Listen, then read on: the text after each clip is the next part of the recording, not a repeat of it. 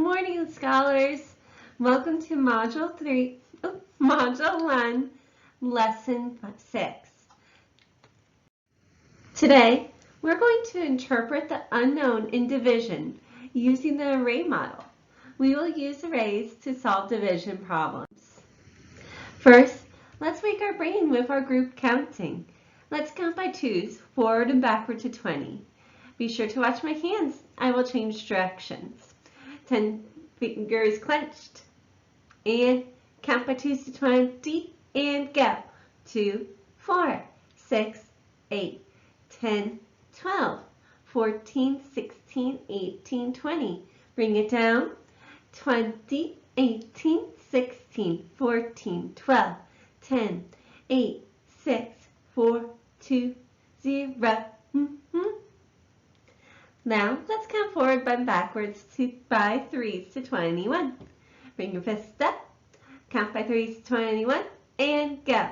3, 6, 9, 12, 15, 18, 21. Stop and bring it down. 21, 18, 15, 12, 9, 6, 3, and 0. Let's keep going. We will see our threes again in this lesson. You will need your whiteboard. Say the total as a repeated addition sentence. 5 plus 5 plus 5 equals 15. Let's write a division sentence for 15 divided into 3 equal groups. 15 divided by 3 equals 5. Let's say the total as a repeated addition sentence. 3 plus 3 plus 3 equals 12. On your whiteboards, write a division sentence for 12, divided into 4 equal groups. Check your work. 12 divided by 4 equals 5. Oop, divided by 4 equals 3. Uh-oh, that's okay.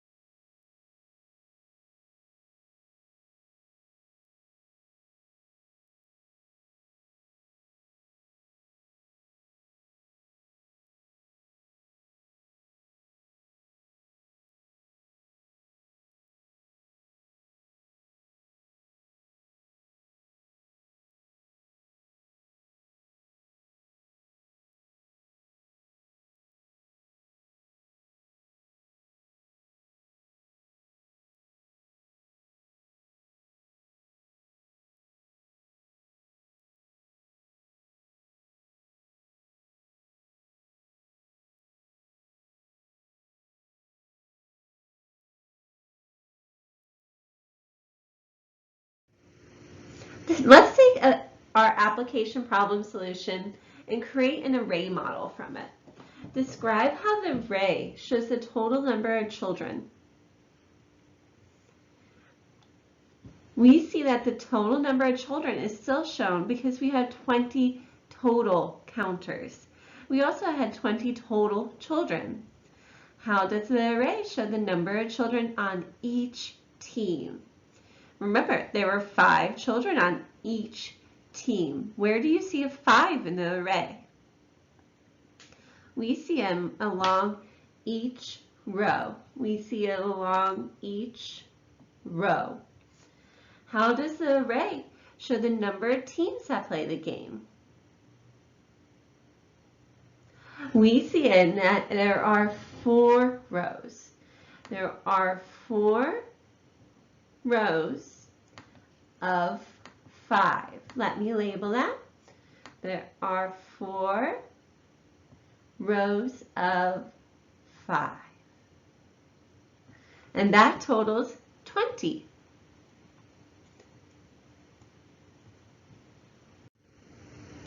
Now, let's draw an array from the division sentence. We're going to use the array to show 8 total counters. How does the array show the number of groups? 2 rows means 2 groups. And how does the array show the size of each counter, or size of each group? There are 4 counters in each row, and that will show the size of the group. 8 divided by 2 will be 4. The answer shows the size of the groups. What if I needed to know the number of groups instead? What would that look like? Let's look for the number of groups instead. Now, we're going to see 8 counters because that's going to show the total number. Now, how does the array show the size of each group? Well, there's 4 counters in a row, and that's what shows the size. How does the array show the number of groups? Well, there are 2 rows, and that shows the number of groups. The answer shows the number of groups. Good work. Now, I want you to draw an array that shows the division sentence 15 divided by 3 equals 5, where the quotient, let's say that new word, the quotient, represents the size of the groups. So I'm going to count by 5 until I reach 15. 5, 10, 15. How does the array show the number of groups? 3 groups means 3 rows. There are 15 total, arranged in 3 groups of 5. Great work! Now let's use our whiteboards to rewrite the division sentence for this array. 15 divided by 3 equals 5. Let's use the array to write a multiplication sentence. This does show 3 groups of 5. So I wrote 3 times 5 equals 15 on my whiteboard. Where do you find the quotient in our multiplication sentence? Remember, the quotient is the answer in a division sentence. We see the 5, the quotient in the division sentence, as a factor, and it is the size of the groups. Good work. Now circle the size of your groups in both problems. You would circle the 5. Now, you may reset, and we'll do the same thing with a different array. Describe what you see. I see 4 rows of 2. Use the array to write a multiplication sentence for 4 rows of 2. 4 times 2 equals 8. Let's write a division sentence from this array where the quotient is the number of groups. 8 divided by 2 equals 4. There are 4 groups, 4 rows. So I wanted 8 divided by 2 because I wanted to show the number of the groups. Where do you find the quotient in the multiplication sentence?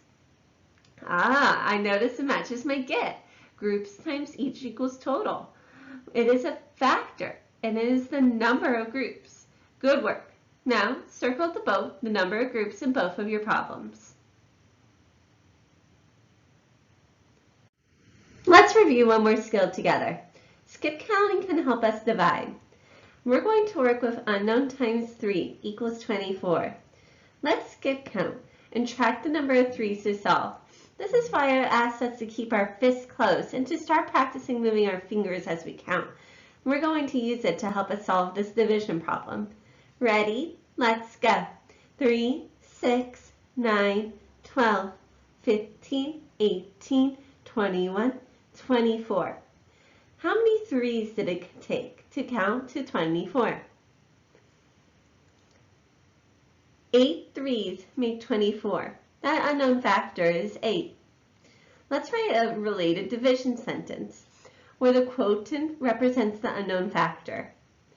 24 divided by 3. 24 divided into 3 makes how many groups?